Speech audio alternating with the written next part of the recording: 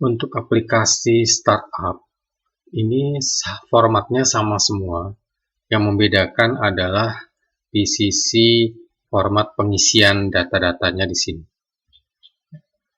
Jadi untuk pengisian setup adalah sama semua dan bisa dimulai dari pengisian data ini, rencana usaha terlebih dahulu. Ini contohnya di sini saya ambil contoh yang marketplace produk ya. Jadi nama proyeknya marketplace produk ya, ini bebas ya namanya, jenis usahanya marketplace ya. Contohnya marketplace ya, gampangnya adalah Tokopedia, Bukalapak, Shopee dan lain-lain. Produk utamanya ya produk fisik ya, ini sih bebas ya. Dan yang perlu diisi hanya 3 yang bagian atas saja, sedangkan bagian 3 berikutnya ini opsional. Di sini juga opsional, kecuali nama perusahaannya mungkin mau diisi PT Marketplace Simple ya. Oke, di bawahnya juga opsional. Nah, kemudian di sini untuk tanggal perhitungan usaha dan tampilan bulan di proposal. Kita lihat dulu tampilan di salah satu laporan. Di sini terlihat ini Januari, Februari, dan seterusnya, tapi 00 ini karena belum di setup. Jadi kita perlu mengisikan terlebih dahulu tampilan bulan di proposal. Ada 2 pilihan. Pilihan pertama adalah bulan 1, 2, 3, dan seterusnya. Dan kalau kita lihat di sini, itu akan muncul bulan 1, 2, dan 3. Pilihan ini akan membantu dalam membuat proyeksi awal. Kalau misalnya sudah ada data atau tanggal jelasnya, kita bisa mengganti ini dengan Januari, Februari, Maret, dan seterusnya. Dan kalau kita kembali ke sini akan terlihat kembali seperti semula. Kenapa? Karena kalau kita memilih ini untuk Januari, Februari, maka tanggal awal perhitungan usahanya perlu kita isi. Sebagai contoh di sini saya tulis 1 Mei 2021 ya. Saya mengisinya 1 Mei dalam format bahasa Inggris karena komputer saya setupnya adalah bahasa Inggris. Kalau kita enter, dia akan berubah secara otomatis menjadi bahasa Indonesia. Dan perhatikan di sini, ya, dia formatnya adalah seperti ini. Dan kalau kita kembali ke bagian yang memunculkan data bulan ini juga akan muncul otomatis start mulai bulan Mei. Oke, kembali lagi di sini.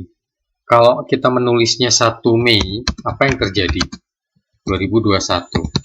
Kalau kita enter kan sama tampilannya, tapi perhatikan di sini, ya, di bagian yang saya ujungnya mouse ini, dia tidak format tanggal tapi format teks. Dan kalau kita lihat ke bagian laba rugi, dia akan memunculkan error karena itu tadi, ini adalah formatnya teks, jadi tidak bisa dibaca oleh formulanya. Jadi kita akan menulisnya tetap 1 Mei 21. Di sini terlihat ya format seperti ini. Kalau kita kembali, format bulannya akan sesuai dengan yang kita ketikkan di data usaha. Oke, untuk mulainya kita baik mulai dengan format bulan 1-2 untuk memudahkan kita dalam mengisi data-data usahanya. Ya. Oke. Setelah data usaha, kita bisa masuk ke format laporan.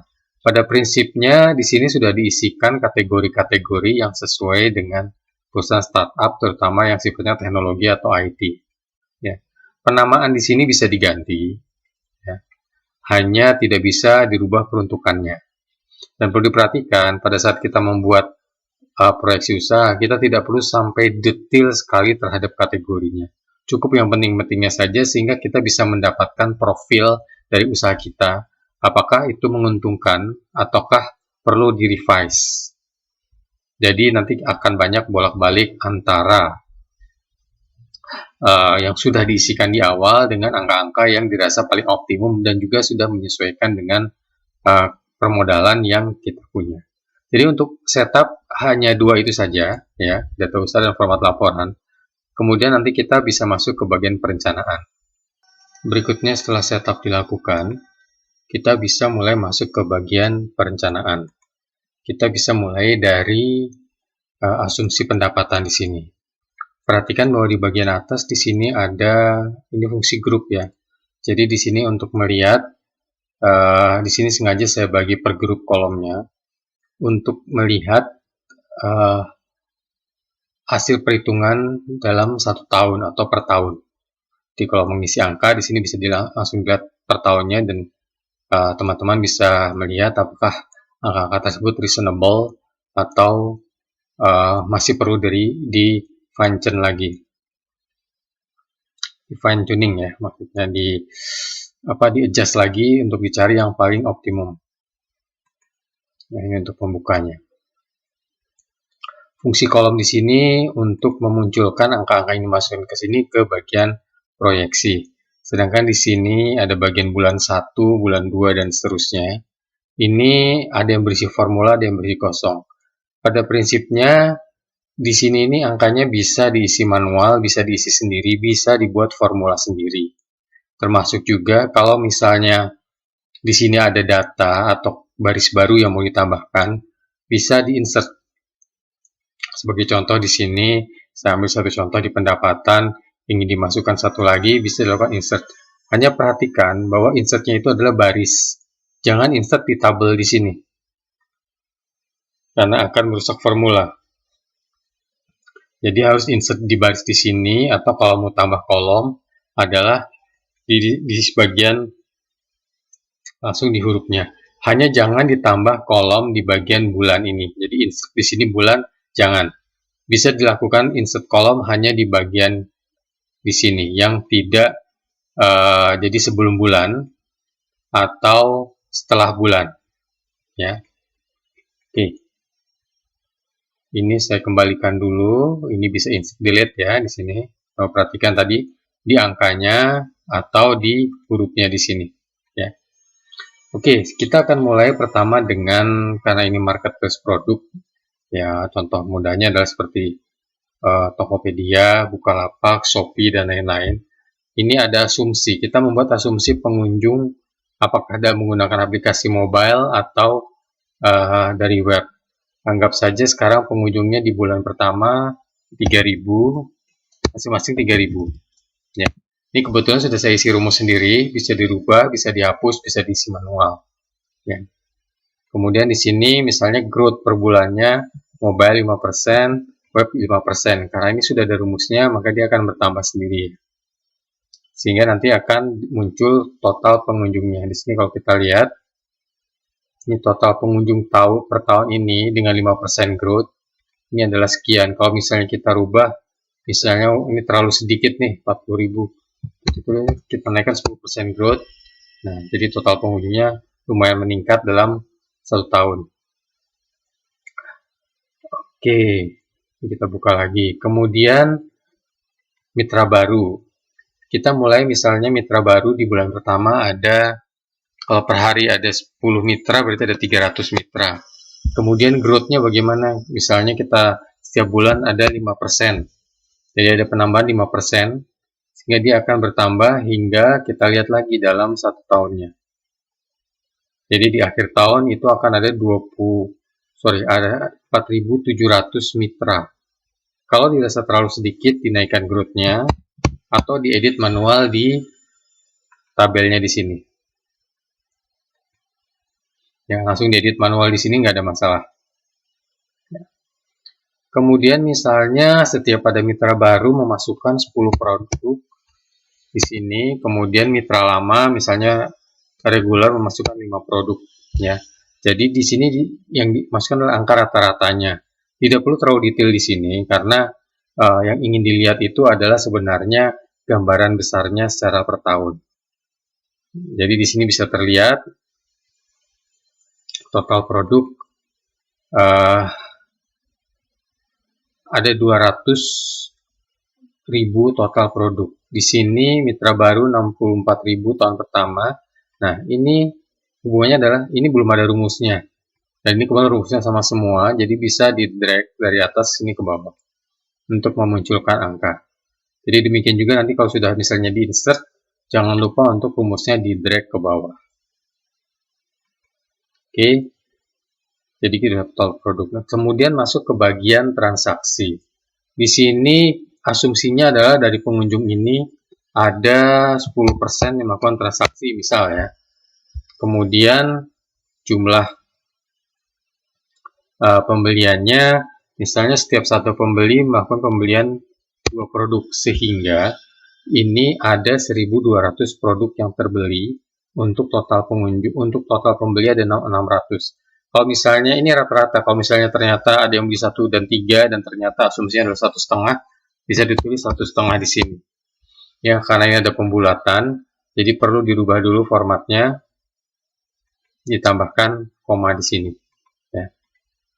Kemudian nilai transaksinya, misalnya harga satu produk rata-rata 50.000. Maksudnya 50.000 di sini sehingga kita bisa mendapatkan nilai transaksinya per bulan. Jadi kalau kita klik di sini lagi, kita bisa melihat bahwa dengan nilai transaksi 50.000 per produk, maka akan ada omset ya, itu 800 juta di tahun pertama. Oke, setelah itu ini tadi adalah omset, dalam artian adalah bagian untuk mitra. Sedangkan bagian untuk penyedia marketplace-nya, ini perlu membuat asumsi lagi, misalnya ada platform fee. Artinya untuk setiap transaksi ditarik misalnya 2,5%. Kemudian commission fee, kalau ada bisa dimasukkan, di sini bisa manual. Listing fee, misalnya setiap memasukkan produk dikenakan biaya 500. Skema ini bisa macam-macam, ya, bisa macam-macam, bisa semuanya diterapkan, bisa juga hanya sebagian. Ini adalah contoh-contohnya saja. Jadi bisa juga teman-teman punya skema sendiri, ya silahkan ditaruh di sini dan dimasukkan angka-angkanya. Ini kalau misalnya ada sponsorship, misalnya anggap saja angkanya karena tidak ada formulanya kita buat 5 juta. Langsung di drag, ya kalau tidak di drag di copy saja langsung sampai bulan ke-60. Perhatikan ini boleh copy paste di sini, tapi jangan cut and paste ya, karena itu akan merusak formula. Kemudian ada pendapatan, jadi misalnya mitra akan berpartisipasi untuk mengiklankan produknya. Kalau misalnya sudah banyak ratusan ribu produk, mitra misalnya mengiklankan produknya, misalnya asumsinya 2% mitra berpartisipasi, dengan per mitra dikenakan biaya 50.000. Oke, dari sini sudah bisa terlihat kalau kita klik di sini lagi. Ini total pendapatan di tahun pertama 200 juta. Nah, total pendapatan di akhir tahun kelima itu bisa mencapai 26 miliar ya. Jadi angka ini juga bisa di-adjust manual tadi seperti saya sudah sampaikan di kolom bulan per bulan ini. Kalau memang mau disesuaikan, misalnya ini kan rata nih kenaikannya linear, tapi kalau misalnya ada waktu-waktu tertentu yang ramai, misalnya lebaran ataupun akhir tahun, itu bisa dirubah angkanya secara manual. Ya. Oke, tadi ini adalah bagian pendapatan. Kalau kita lihat di bagian penerimaan di sini, ini terlihat angkanya belum muncul karena kita belum menentukan kategori dari pendapatan ini. Ini akan nanti kita tentukan di sini. Ini adalah kategori pendapatan, ini adalah kategori untuk HPP atau biaya variabel. Nah, sekarang kita menentukan dulu biaya variabelnya. Misal ada OTP server ya. Kita kenakan 500 perak ya. 500 rupiah ya, tapi teman-teman bisa survei terlebih dahulu dan juga apakah membutuhkan atau tidak membutuhkan. Kemudian ya banyak skema-skema yang disediakan oleh penyedia layanan OTP. Kemudian misalnya memberikan subsidi ini digunakan misalnya untuk promosi atau pemasaran. Misalnya setiap produk terjual itu ada subsidi 500 rupiah. Kemudian untuk mitra baru ada subsidi misal 10.000 rupiah. Sorry, 10.000. Kemudian kalau misalnya ada pengeluaran variabel yang lain juga bisa di-insert di sini, dimasukkan angka-angkanya. Kemudian kita satukan lagi, kita mau lihat angkanya kira-kira negatif atau positif. Ternyata dengan posisi seperti ini, ya, ini angkanya, ini positif, ya. Oke. Kemudian ini di bawah kok ada akumulasi di sini, kemudian di sini ada penjualan setahun, kan salah nih. Angka ini tidak akan muncul di laporan. Ini hanya untuk rumus saja biar sama semuanya. Kalaupun mau dihapus di sini juga tidak ada masalah karena tidak terhubung kemana-mana, sehingga yang dimunculkan adalah angka yang totalnya saja. Jadi ini memang untuk mempermudah dalam mengevaluasi apa yang sudah dimasukkan. Dan tidak semua angka ini akan masuk ke laporan. Jadi tergantung yang dicatatkan di kategori laporan dan biaya variabel. Oke, sekarang ini sudah ada angkanya. Dan di sini sebenarnya kita sudah lihat bahwa secara sepintas tadi angkanya positif ya. Jadi kita bisa masukkan sekarang, misalnya ini kategorinya platform fee, ini commission fee walaupun kosong ya, ini kemudian listing fee, ini bisa dirubah di format laporan keuangan ya penamaannya. Kemudian ini sponsorship, ini iklan mitra, ini tidak perlu dipilih, ini iklan mitra. Kemudian ini biaya variabel diisikan di sini, ini misalnya biaya server, ini biaya subsidi, ini biaya subsidi. Dengan kita sudah memasukkan di sini, kita nanti akan bisa melihat angkanya muncul di sini. Ya. Diperhatikan di sini bahwa ini angkanya masih positif, karena memang investasi operasional dan utang bank jika ini belum dimasukkan di sini.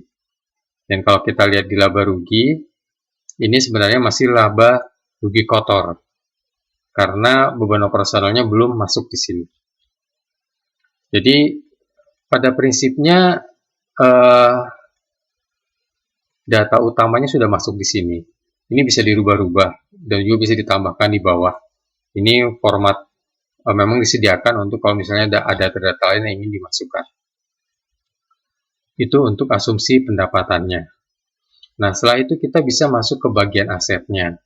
Di bagian aset di sini, ini kita bisa isikan aset-aset yang dibeli dan merupakan aset yang mempunyai nilai penyusutan. Jadi kita bisa mulai mengisikan asetnya, misalnya pembuatan aplikasi. Ya. Kita bisa isikan langsung angkanya 300 juta misalnya. Ya. Kemudian renovasi kantor. Kita ini bisa isi jumlah unitnya dan satuannya. Tapi kalaupun tidak apa-apa. Misalnya langsung aja renovasi kantor 200 juta.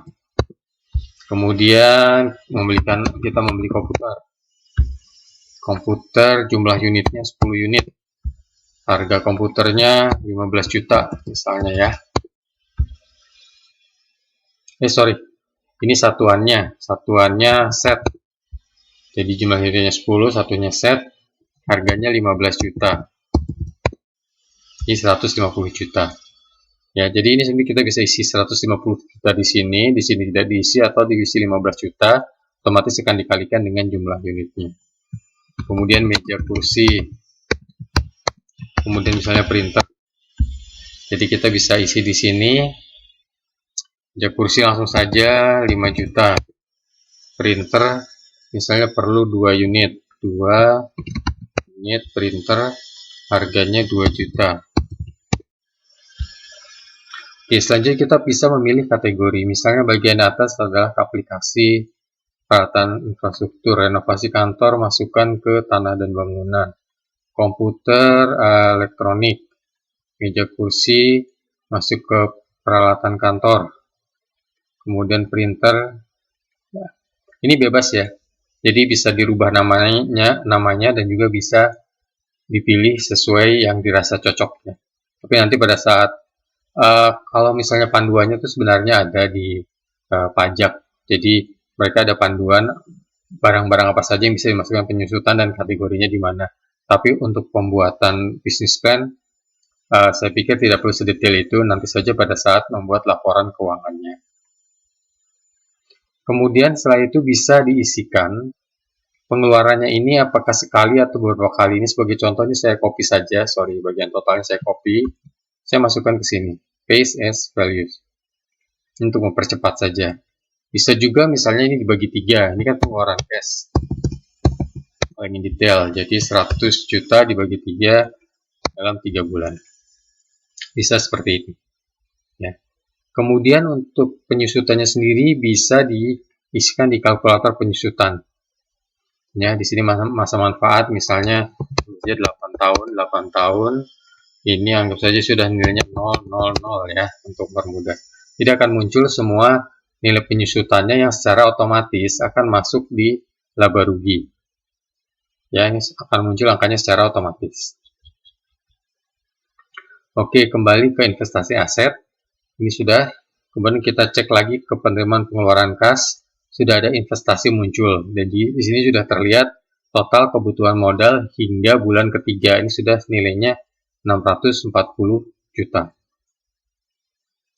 Oke, kita sekarang masuk ke investasi non-aset. Investasi non-aset ini contohnya sesuatu yang dibayarkan di depan dan dalam perhitungan laba rugi itu kalau masuk sebagai beban. Beban itu didistribut dalam periode bulan tertentu. Paling mudah adalah sewa kantor. Misalnya sewa 2 tahun, otomatis sebenarnya dia masuk di beban laba rugi selama 24 bulan. Cara pengisiannya juga sama ya. Jadi ini saya coba copy saya akan copy data dari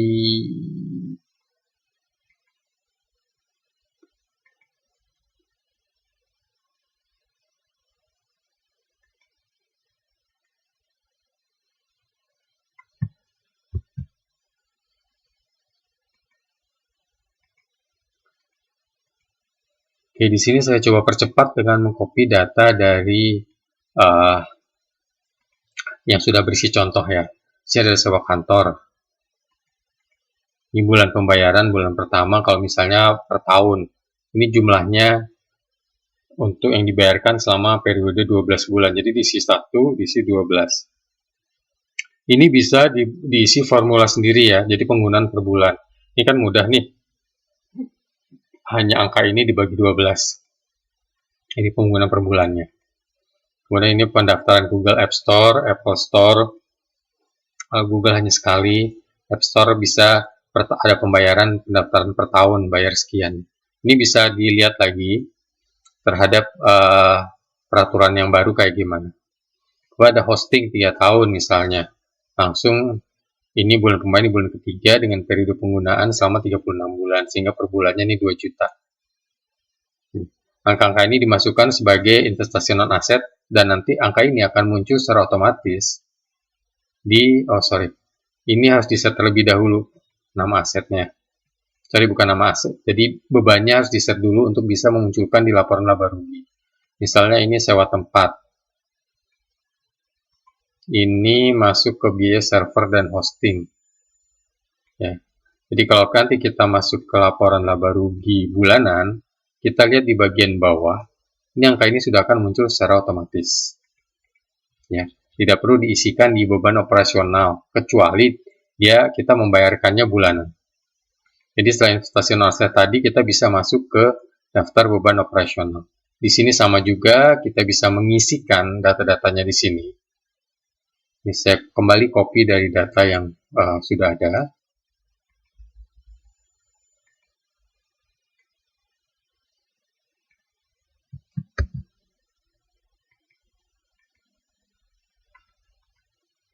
Oke, ya. Jadi ini bisa diisi formula sendiri ya. Ini formula bisa diikuti, di drag ke bawah atau diganti formula yang lain. Dan ini juga sama, ini tidak harus diisi satuan jumlahnya. Jadi sebagai contoh, ini satu-satu, misalnya ini saya delete ya. Ini bisa dibuat formulanya langsung, jadi dimasukkan angkanya 2 juta di sini. Atau dibuat formula ya, biar sama dengan yang sebelumnya tadi.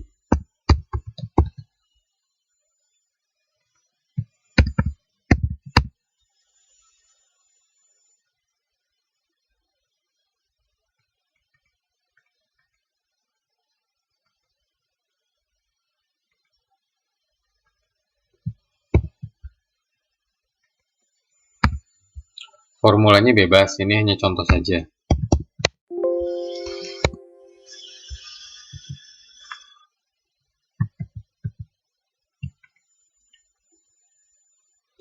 Oke, setelah itu kita bisa mulai mengisi kategori. Ini kategorinya, ini telepon, masuk air listrik, administrasi, kemudian perawatan kantor,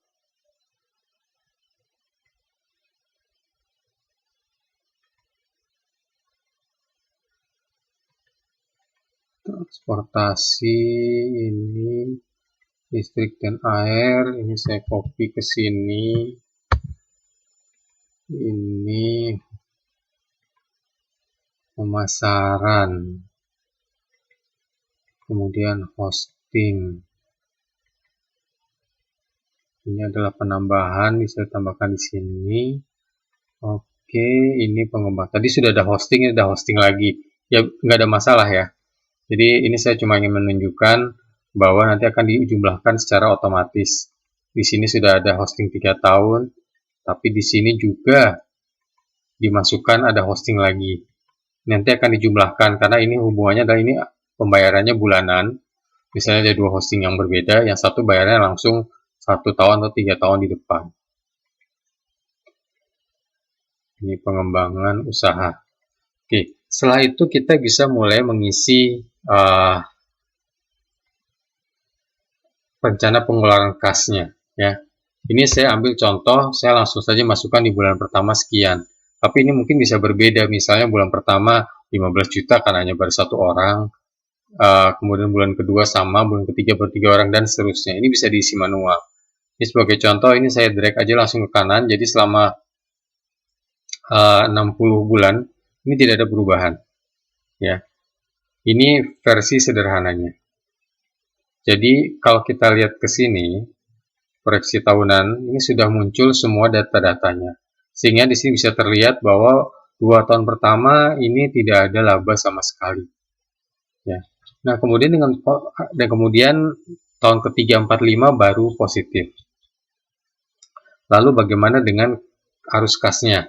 Nah, sebelum kita melihat ke sini, karena ini berhubungan dengan modal, kita bisa melihat ke sini, dan ini dijadikan di patokan awal terhadap berapa kebutuhan modal kita. Di sini terlihat bahwa kebutuhan modal hingga bulan ke-27. Wah, terlalu panjang nih.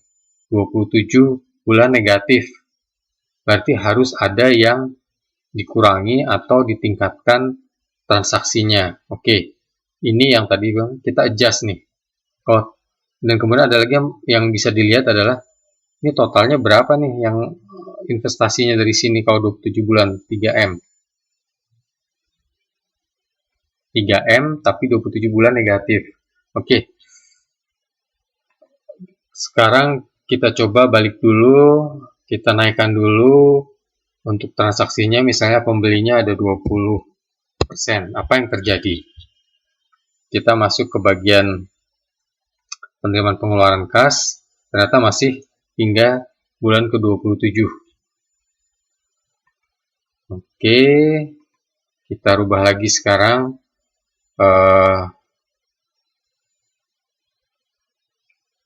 Produknya kita naikkan menjadi 2 yang dibeli, harga rata-ratanya naik jadi 60.000.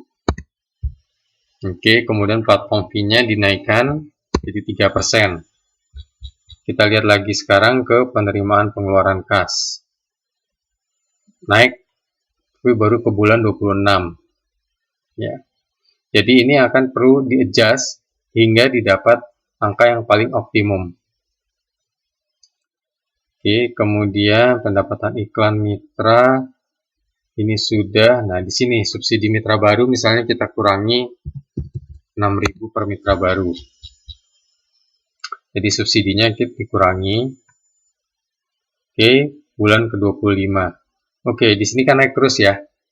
Jadi ini bisa terus disesuaikan, dan sekarang kita bisa masuk ke bagian permodalan. Di sini terlihat bahwa kita kekurangan 2,7M. Dan seandainya ada pinjaman ke bank, ini harus dimasukkan terlebih dahulu. Misalnya ada pinjaman ke BRI, bunganya misalnya 6%, tenornya misalnya 36 bulan. Jumlah misalnya 500 juta. Dan diterima di bulan pertama misalnya, ya. Jadi di sini terlihat kekurangan modalnya tidak sama dengan di sini, saya hapus dulu ya. 2,7 kemudian masuk modal 500 juta. Kenapa dia tidak menjadi 2,2 tapi menjadi 2,5? Karena ada bunga yang dihitung dan pokok yang dihitung di sini. Jadi kembali ke penerimaan dan pengeluaran kas. Di sini ada pengumpulan utang bank dan beban bunga yang harus dibayarkan. Itu yang membuat bahwa kebutuhan modal menjadi naik untuk mengcover nilai negatifnya. Ya. Oke. Jadi kalau yang pengaruh hanya di bagian di sini saja. Sedangkan kalau misalnya penambahan di sini, ini tidak akan berpengaruh di mana angka ini akan tetap. Nah, sekarang kita misalnya modal founder 1, misalnya Cecep, founder 2 Slamet. Ya, saham bagi hasilnya misalnya anggap 20%. 20%. Kenapa ini saya 20%? Karena anggap aja tadi 50%, kemudian mau ada founder ya. Kemudian tulis misalnya ini 500 juta. Ini juga 500 atau biar ini 600 juta misalnya. Sahamnya bisa sama bisa berbeda karena banyak hal ya. Jadi nilai saham sama, uang atau kapital yang diberikan itu bisa berbeda. Mungkin teman-teman suka melihat bahwa ada tenaga yang mendapatkan saham atau diberikan saham bukan karena kapital atau modalnya, tapi lebih karena skillnya atau lebih karena koneksinya, macam-macam ya. Jadi nilai sahamnya sama, tapi kapital yang diberikan itu berbeda. Jadi seperti ini, nilai sahamnya sama, tapi kapitalnya berbeda. Karena ada nilai lain yang dimasukkan. Tapi kalau dalam pembuatan legalitas hukumnya, ini akan sama. Ya, maksudnya nilai 20% itu akan sama di aktenya. Ya, tapi nilai kapital yang diberikan itu akan berbeda. Bisa berbeda, bukan akan berbeda. Oke, jadi kembali lagi ini masih kekurangan 1,4. Misalnya foundernya ada founder 1, crowdfunder. Oke, 1M. Kemudian ini sisanya saja, ini untuk mempercepat 883.706. Oke, sudah 0. Jadi bisa dikatakan ini sudah lengkap. Jadi kalau kita misalnya lihat di bagian penerimaan, ini dia tidak akan ada perubahan. Tapi kalau kita lihat di bagian arus kas di sini, ya, kita akan melihat bahwa angka ini akan menjadi negatif, akan menjadi positif. Jadi kita masukkan dulu ini.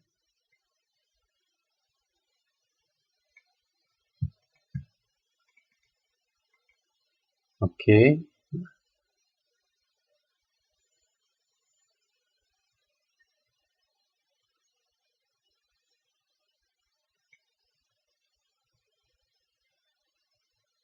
Oh, sorry, ada yang terlupa di sini. Di sini adalah tadi di permodalan, ini diterimanya harus dimasukkan. Kalau tidak, dia tidak akan muncul di arus kas. Misalnya ini bulan ke-1, ini bulan kedua, ini bulan kedua, ini bulan ketiga, gitu misalnya ya. Jadi kita kembali ke arus kas. Nanti di sini, ini bukan error ya, tapi kolomnya kurang besar. Jadi bisa dibesarkan begini. Ya. Nah, di sini terlihat angkanya negatif. Dan perhatikan bahwa ada angka 0 di bulan ke-26. Artinya apa? Tadi kan modalnya dibutuhkan untuk membuat nilai negatif selama 26 itu tercover. Ya, kalau kita kembali ke penerimaan dan pengeluaran kas di sini, kebutuhan modal hingga bulan ke-26. Karena bulan ke-27 itu sudah positif. Jadi dilihat modal yang dimasukkan itu sudah masuk ke arus kas di sini, sehingga di bulan ke-27 tadi atau bulan 26 jadi 0 dan bulan 27 sudah start dengan positif. Ya. Dan di sini kita bisa melihat, kalau kita lihat grafen laba rugi tahunan, di sini tetap negatif angkanya karena laba rugi itu tidak sama dengan kas.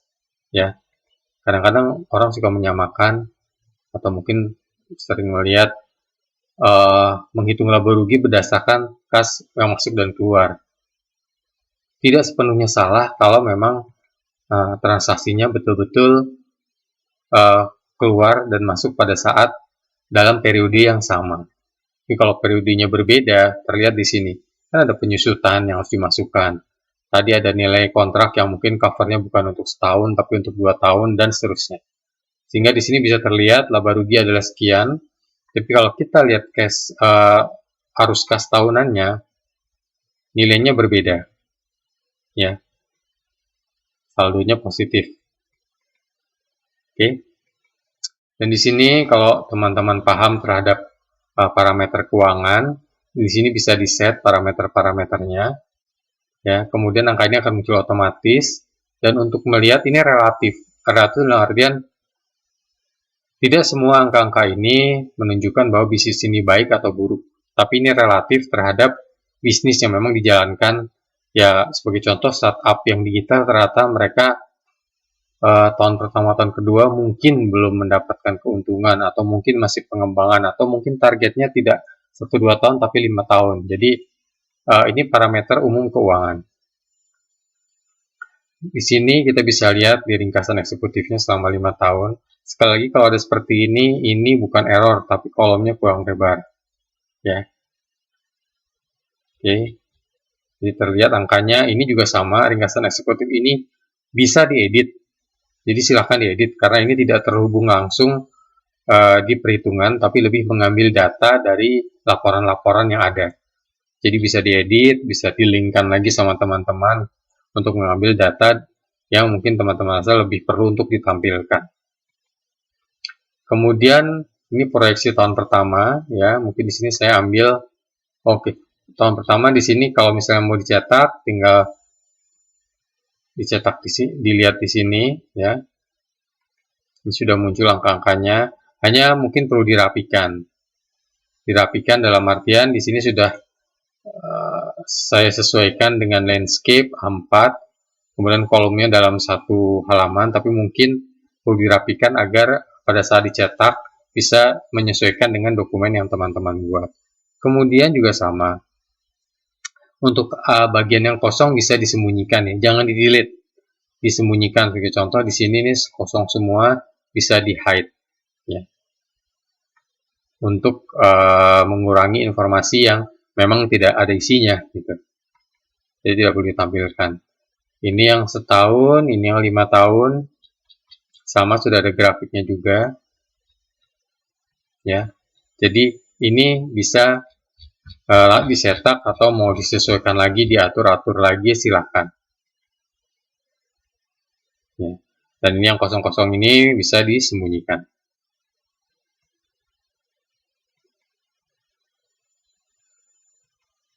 Kemudian di sini proyeksi bulanan, ini jika ingin dicetak juga sama, tapi ini lebih sebagai proyeksi yang dilihat untuk dianalisa.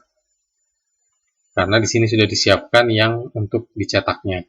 Tapi tidak ada masalah untuk dicetak lagi, ya. Oke.